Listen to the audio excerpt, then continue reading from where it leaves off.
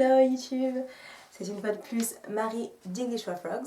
Aujourd'hui on va s'intéresser aux adjectifs possessifs. Donc par le passé on a déjà vu les pronoms personnels, notamment à travers le verbe be.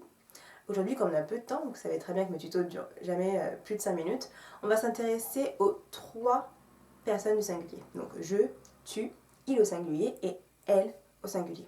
Donc juste pour vous rappeler rapidement, donc je en anglais c'est I, tu, you, il au singulier he et elle au singulier she. Donc on va s'intéresser aux adjectifs possessifs parce qu'il y a une distinction de construction quand on parle en français ou en anglais, donc au niveau des deux langues, notamment parce qu'en anglais, ils ne vont pas s'accorder en fonction du nombre, donc c'est-à-dire singulier ou pluriel. En effet, en français, vous avez la distinction ton, ta, tes, notamment au pluriel t, alors qu'en anglais, ce n'est pas le cas. Par exemple, vous pourrez dire I love my mother, donc j'aime ma mère, donc my, ma, and I love my friends, donc j'aime mes amis. Donc on trouve le même my ici, mais qui serait traduit différemment, donc en fonction, on va dire, de la chose qui est possédée. Donc, la première personne on dit du singulier, donc c'est I, je, on trouve l'adjectif possessif my. Pour you, donc tu, on trouvera your. Pour he, donc il au singulier, on va retrouver his. Et pour she, elle au singulier, her.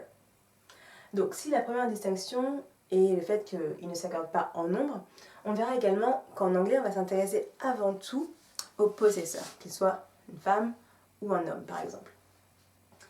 Donc ici on va retrouver des noms communs, donc on va dire des choses qui sont entre guillemets possédées, donc par me, moi, par you, donc toi, par Julio, donc c'est un homme, un prénom masculin, et Janice, un prénom féminin. Donc vous verrez que peu importe donc, le genre, donc féminin ou masculin, ou même le nombre pluriel, on trouvera toujours my comme adjectif possessif. Par exemple, on dira my mother, donc ma mère, my dog, mon chien, et my friends, mes amis. Et c'est pareil pour les autres personnes. Donc pour tu, donc your mother, your dog, your friends.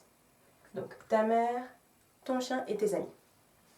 Donc ça se complique plus ou moins quand on passe à la troisième personne du singulier avec il au singulier et elle au singulier.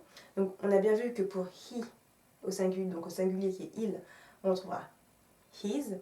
Pour she, on trouvera her. Donc c'est vraiment une chose à vraiment prendre en compte. Donc pour Julio qui est un homme, donc sa mère, his mother. Pour son chien, his dog. Pour ses amis, his friends. On trouve la même chose pour Janice, her mother, her dog, her friends. Voilà pour ce petit tuto.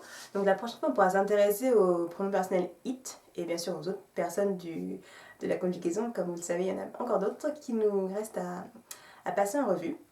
Donc j'espère que ça a été assez précis, que ça vous sera utile comme d'habitude. N'hésitez pas à commenter ce tuto, à l'aimer et à le partager. Je profite d'un petit instant pour remercier chaleureusement toutes les personnes qui me suivent, notamment sur mon blog. Enfin, hier j'ai eu, bon c'est très peu, mais j'ai eu déjà 500 vues, donc je suis vraiment ravie. Donc continuez à me suivre, continuez à partager et merci beaucoup. Ciao.